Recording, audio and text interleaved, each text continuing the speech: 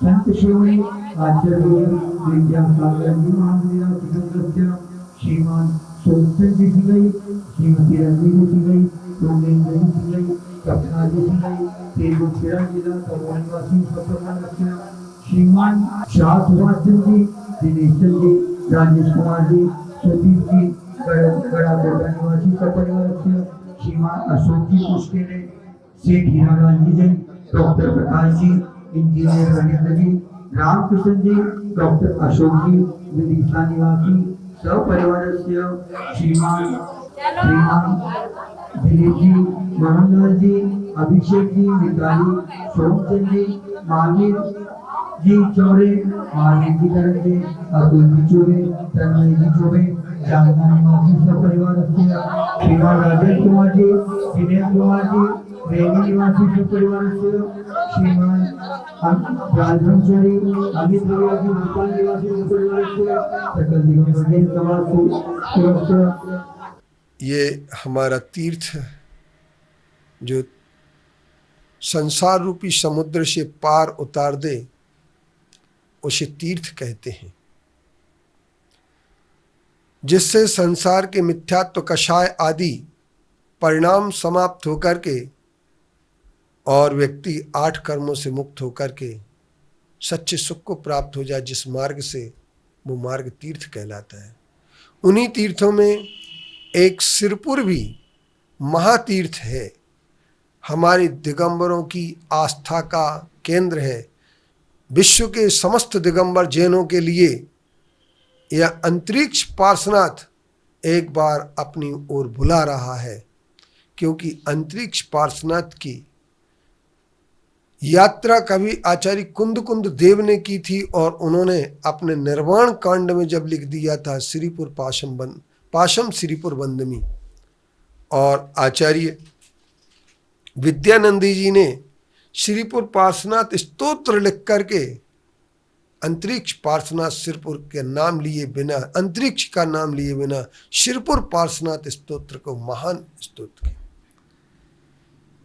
आज हम ये कह सकते हैं कि यह तीर्थ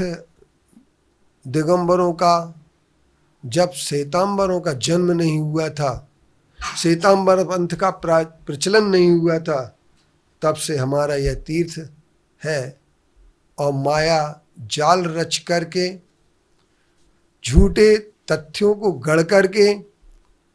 इतिहास की झूठी कल्पनाएं करके इस तीर्थ पर जो कब्जा करने का प्रयास सैकड़ों वर्षों से चला आ रहा है, लेकिन दिगंबर लोग भी हार मान नहीं सकते हैं, हार नहीं मानेंगे, रार नहीं ठानेंगे, काल के कपाल पर गीत लिखते जाएंगे, काल के कपाल पर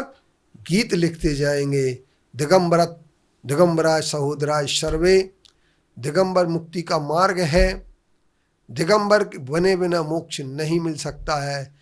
मरने के अंतिम संस्कार के समय भी जब कफन दूर कर लिया जाता हो और यह कहा जाता हो कि एक धागा भी अगर शरीर पर रहता तो वैकुंठ की प्राप्ति नहीं होती है, तो इसी तरीके से